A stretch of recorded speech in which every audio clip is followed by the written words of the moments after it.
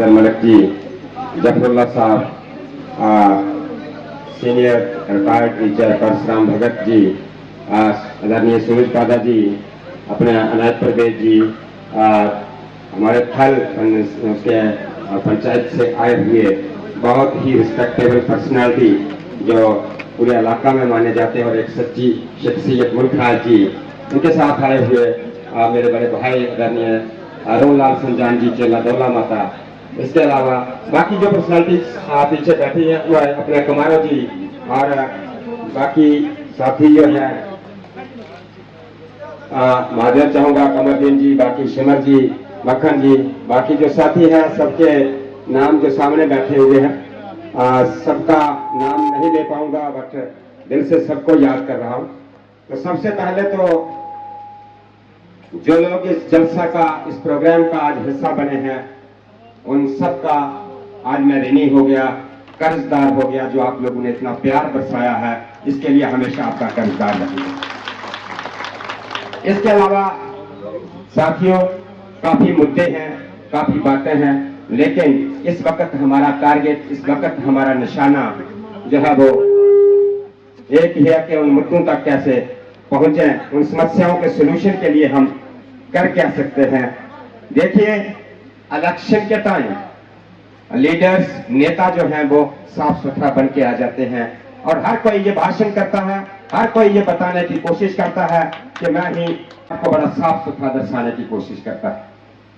लेकिन जज तो जनता है, फैसला तो जनता को करना है कि कौन साफ सुथरा है, कौन बुरा है। जब तक मैं सियासत में ना था, यही नेता, यही लीडर और उनके कुछ चमचे जो आगे रखे हुए हैं, वो मुझे बड़ा महान इंसान कहा करते थे और मुझे कहते थे कि ये बहुत साफ सुथरे इंसान है। लेकिन सियासत ज्वाइन करने के बाद और लोगों की बातें जब करना शुरू कर दी तो इन्होंने मेरे ऊपर कीचड़ उछालना शुरू कर दिया।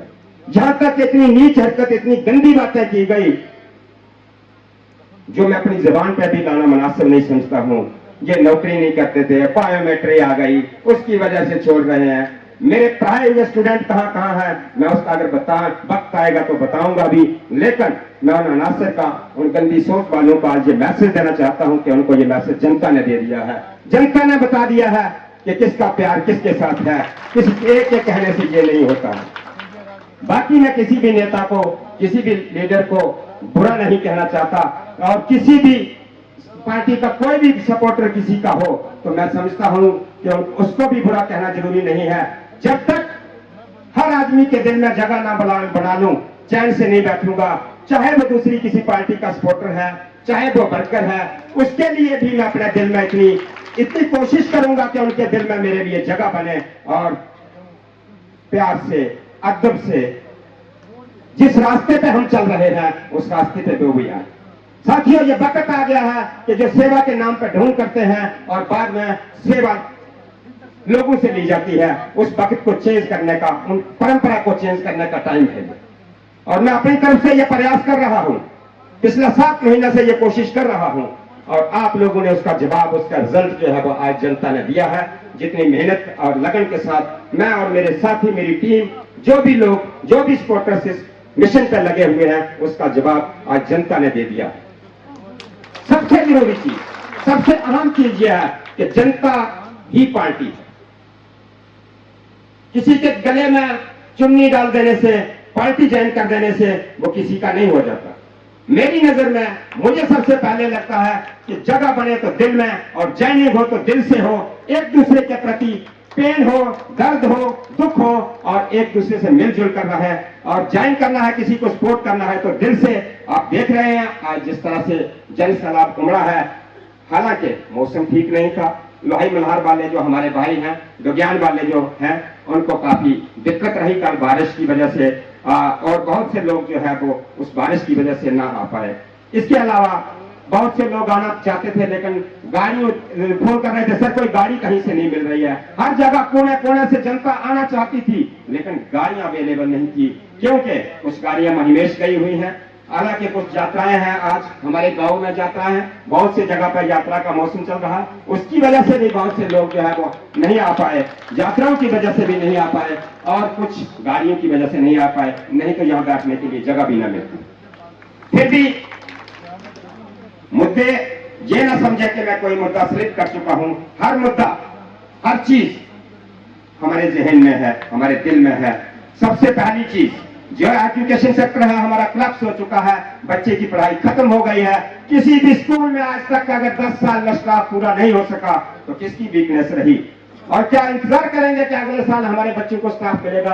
अगले साल नहीं, नेक्स्ट ईयर मिलेगा, उससे नेक्स्ट ईयर मिलेगा। और 5 किलो राशन के लिए लोगों को घुमाया जाता है और वेट करने को कहा जाता है। जब हमारे आने वाली पीढ़ियां तबाह हो रही हैं, जब उनको पढ़ाई नहीं मिल रही है, एजुकेशन नहीं मिल रही है, तो राशन के नाम पे वोट बटोरने की कोशिश की जाती है। इसके अलावा हेल्थ सेक्टर देखिए, आज आप लोग यहाँ आए हैं, बहुत से लोग जो है वो चेकअप करवाना चाहते होंगे, डॉक्टर्स के पास जाना चाहते होंगे, लेकिन डॉक्टर्स अवेलेबल नहीं है। कहाँ गए डॉक्टर?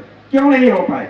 इसी तरह से अनएम्प्लॉयड यूथ जब काफी सफर हो रहा है, नौकरियां, नई जॉब अपॉर्चुनिटीज क्रिएट की जा सकती हैं। इतना खूबसूरत इलाका है, इतना दरिया है, छोटे छोटे मिनी हाइडल प्रोजेक्ट्स बन सकते हैं जहां लोगों को नौकरियां दी जा सकती थी। इसके अलावा जो महकमे खाली हुए हैं उन महकमा में अपॉइंटमेंट्स की जा सकती थी। ये सब लोग देख रहे हैं कि कुछ महकमे तो ऐसे हैं जहां कोई भी नहीं रहा है, हमारे डिपार्टमेंट ही खाली हो गए हैं। तो इसके लिए कौन रिस्पॉन्सिबल है? देखिए, जॉब क्रिएट करना गवर्नमेंट की ड्यूटी है और जॉब देना भी गवर्नमेंट की ड्यूटी है, लेकिन यहाँ गिफ्ट में लगने के लिए ग्रेजुएट, पोस्ट ग्रेजुएट लोग जो है वो तरस रहे हैं। गिफ्ट में नौकरी मजदूर के तौर पर लगने के लिए भी यहाँ सिफारिश करना पड़ जाती है। तो इस देश का, इस लीडर्स का, ये जो हमारे नेता हैं, जो अपने आप को नेता कहते हैं, उनको थोड़ा मेरे ख्याल से अपने आप से भी घृणा होती होगी जब इस तरह से यूथ की हालत हो। डेली वेजेस को देखिए, डेली वेजेस जो है वो किसी भी देश, किसी भी रियासत में डेली पे रिटायर नहीं होता है।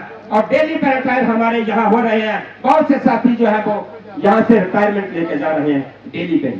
आंगनबाड़ी वर्कर्स की हालत देखिए, आशा वर्कर्स की देखिए, रैबरे खेल की देखिए। एक नॉर्मल गन लाइसेंस रिन्यू कराने के लिए जनता को सफर होना पड़ता है।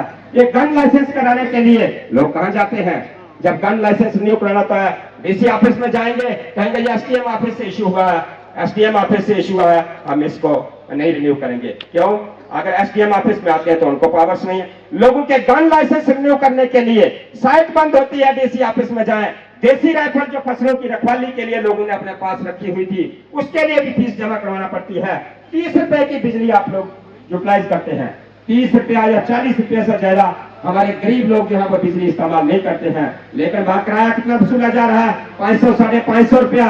कितना अत्याचार, कितना अन्याय। मैंने ऐसे लोग भी देखे हैं जहां 20 रुपये के किराया के बजाय वो 500 भी देने को तैयार है, लेकिन एक घर में 3 कनेक्शन आ रहे हैं जहां लाइट भी नहीं है, तारें भी नहीं लगी हैं, वहां भी किराया वसूला जा रहा है। आम जनता को पूरी तरह से पीसा जा रहा है। बहुत से मुद्दे हैं, बहुत सी चीजें हैं जिनको वक्त के साथ साथ आपके साथ डिस्कस भी करेंगे, लेकिन अब डिस्कस करने का समय चला गया है, अब इनसे लड़ने का समय है। मैं बड़ा खुशकिस्मत हूं कि मैं अकेला नहीं हूं। किसी भी ये लोग किस तरह का ड्रामा करते हैं, लोगों को कितना हल्का समझते हैं। आज भी लोगों के लिए बात करते हैं, क्या कहते हैं? देखिए सर, एमएलए ये बन जाएंगे तो कहां से आएगा वो फंड्स, कहां से आएंगे? मोदी साहब ही तो देंगे वहां से। लोगों को इतना हल्का समझते हैं जैसे सोचते हैं कि लोगों को पता ही नहीं है कि फंड्स आते कहां से हैं, कहां से पैसा आता है, ये पता ही नहीं है। काबिलियत नहीं है पैसा लाने की। क्या मोदी साहब जब गुजरात के सीएम थे तो सेंटर में गवर्नमेंट किसकी हुआ करती थी? मोदी को पैसा नहीं मिलता था? या क्या कुछ नेता ऐसे हैं जो आजाद ही इलेक्शन लड़ते हैं, आजाद ही जीतते हैं और हमेशा जीतते रहते हैं? क्या उनको फंड? तो फिर इलेक्शन किस लिए करवा दी जाती है? प्रधानमंत्री ही डिस्ट्रीब्यूट करते रहे जिसको देना है पैसा। जिन लोगों को इतना हल्का समझते हैं, शर्म की बात है कि इस तरह से इतना चीप लोगों को समझ लेते हैं, फिर साड़ियां बांटते हैं। लोगों की क्या इमेज रखी है इन्होंने? क्या समझते हैं हमारे लोगों को कि साड़ियां देने से 100 150 रुपए की साड़ी देने से लोग वोट करेंगे, या कोई टी शर्ट देने से लोग वोट करेंगे? इन्होंने पहले भी ड्रामा किया है। एक बार मछेटी में आके भी पुराने कपड़े बांट के गए थे। इनको आदत हो गई है कि हमारे लोगों को इतना सस्ता समझते हैं। उसी बोझ के जरिए, उस बोझ की ताकत से उस स्थान तक पहुंचते हैं, लेकिन हमारे लोगों को इतना हल्का समझ लेते हैं।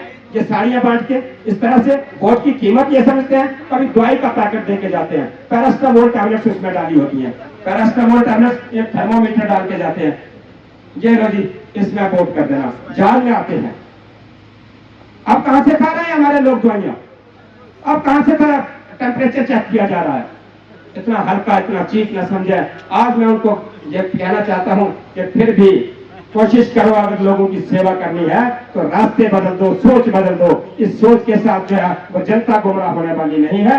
जनता ने मन बना लिया है, जनता ने मन बना लिया है कि सेवक जो है हमें सच्चा सेवक ही चाहिए, सिर्फ जबान से कहने वाला सेवक नहीं होना चाहिए। साथियों, मैं खुशकिस्मत हूं कि जनाब गुलाम हैदर मलिक साहब एक्स डिप्टी स्पीकर का आशीर्वाद, उनकी ब्लेसिंग्स, उनकी गाइडेंस मेरे साथ है, और जिन्होंने इतनी बड़ी कुर्बानी जनता के लिए दी है। कोई भी नेता कुर्सी से पीछे नहीं हटना चाहता है, कोई नहीं चाहता कि मैं कुर्सी से हटूं, लेकिन जनाब मलिक साहब ने जनता के लिए यह कुर्बानी दी है, क्योंकि इनके ऊपर जो टैक्स लगे रहते थे, जो इनको बार बार जिस तरीका से हराया जाता था, सर्विस देने वाले आदमी है। मैं गुड्डू फुलाल से, डोग्याल से, उधर पूरे इलाका से घूम करके आया हूँ। बहुत से इलाका में लोग जो है इनकी निशानियां आज भी याद करते हैं, और इनकी बात की जाती है 20-22 साल पहले की बात जो है आज भी लोग याद है। जो हमारे मौजूदा विधायक हैं, जो रहे पीछे, उनकी कोई निशानी नहीं दिखती। उनके यही दिखते हैं, ये कपड़े जो पुराने बांट जाते हैं या टिक्कियां दे जाते हैं, टैबलेट्स दे जाते हैं, वही दिखता है, बाकी कुछ नहीं दिखता। शंकर आगे बढ़े, शंकर आगे बढ़े,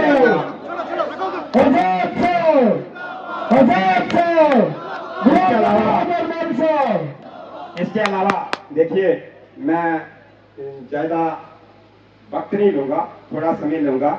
आजाद साहब का आशीर्वाद, जनाब मलिक साहब का, तारिक साहब का, सबका पूरा पार्टी का सहयोग है। लेकिन मैं आपको एक चीज और साथ साथ बता देना चाहता हूँ। गौरी शंकर ने जिस दिन सियासत में कदम रखा है, जिस दिन पॉलिटिक्स में कदम रखा है, आज भी अगर किसी के मन में ये बहम हो तो उन तक आवाज यहाँ पहुंच रही होगी यहाँ से, कि ये न समझें कि हमने ये सफर शुरू किया है सिर्फ कुर्सी हासिल करने के लिए। हमने ये सफर शुरू किया है बनी तहसील, लोहाई नवाब तहसील, डोग्याल का पूरा एरिया जो हमारा बनी कॉन्स्टिट्यूंसी का है, वहां एक भाईचारा और सेवा की भावना जो लोगों के मन में, लोगों के अंदर सर्विस देने की भावना होती है, उन सबको हमने सामने लेके आना है और पॉलिटिक्स को एक नई दिशा देनी है।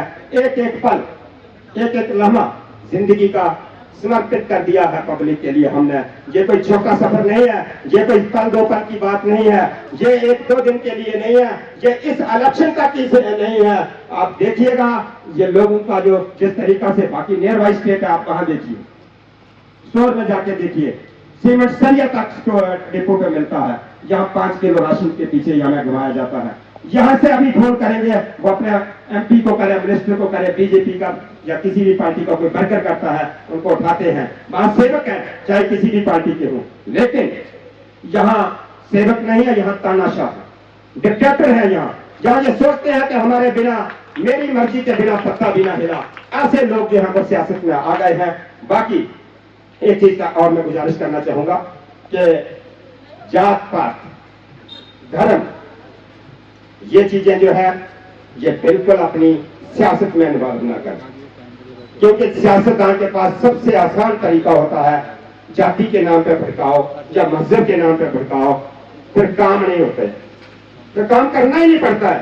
क्योंकि अपना जो कह देना, ये मेरा अपना है, ये बगाना है, ये अपना करते करते इलाके की तबाही मत करना, उस जाल में कभी मत फंसना जिससे आने वाले टाइम में हमें भी पछताना पड़े, हमारे बच्चों को भी पछताना पड़े। एक होके रहो, इकट्ठे होके चलो, मुद्दों पे इलेक्शन लड़ो, और मुद्दे पे जो इलेक्शन लड़ सकता है, मुद्दे पे जो लोगों को सुविधा दे सकता है, नए लीडर आए, बहुत ज्यादा आए, आने भी चाहिए।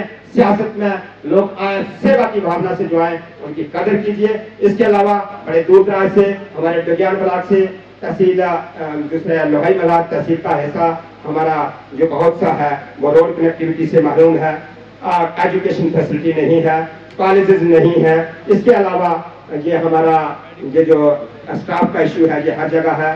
रोड कनेक्टिविटी मल्हार से कटली तक के लिए रोड के लिए इतने साल पहले से लोग जूझ रहे हैं, वो बंद ही बंद रहता है, जेब की पेमेंट से इनको खोलना पड़ता है। डोग्याल में जाके आप देखिए, रुखला में देखा एक हाई स्कूल में स्टाफ की कमी की वजह से लोगों को डंडे मार के निकाल दिया गया। स्टाफ की कमी थी, लोगों ने एजुकेशन किया तो कोई ऑफिसर, कोई नेता बहाना गया, उल्टा डंडे देके उन्हें भेजा गया।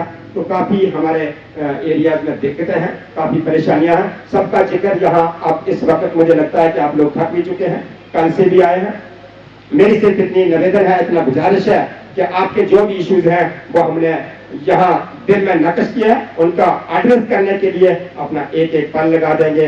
बाकी जो दूर दराज से आए हैं उन सब का मैंने पहले ही जैसे कहा था, जो पहुंच गए हैं उनका तो मैं ऋणी हो गया, उनका तो कर्जदार हो गया, लेकिन जो नहीं पहुंचे हैं, कुछ रास्ते में है, मुझे फोन कॉल्स आ रहे हैं, कुछ आ रहे हैं, कुछ कहीं फंसे हुए हैं, कुछ किसी वजह से ना आ पाए, उनका भी मैं ऋणी, उनका भी मैं कर्जदार। और जो घर से ही अपनी ब्लेसिंग्स, अपना आशीर्वाद दे रहे हैं, अपनी दुआएं दे रहे हैं, अपनी सपोर्ट दे रहे हैं, उनका भी बहुत बहुत शुक्रगुजार हूं जिन्होंने पकड़ दिया। और जो जहां आए हैं, जिनने अगर परेशानियों का सामना, डेफिनेटली घर छोड़ के आए हैं, परेशानी का सामना सबने किया होगा, सबको कुछ ना कुछ तो झेलना ही पड़ा होगा। लेकिन जैसा कि मैंने पहले ही क्लियर किया था कि इलेक्शन जनता लड़ रही है, जनता ही सपोर्टर है, जनता ही वोटर है, जनता ही पार्टी है।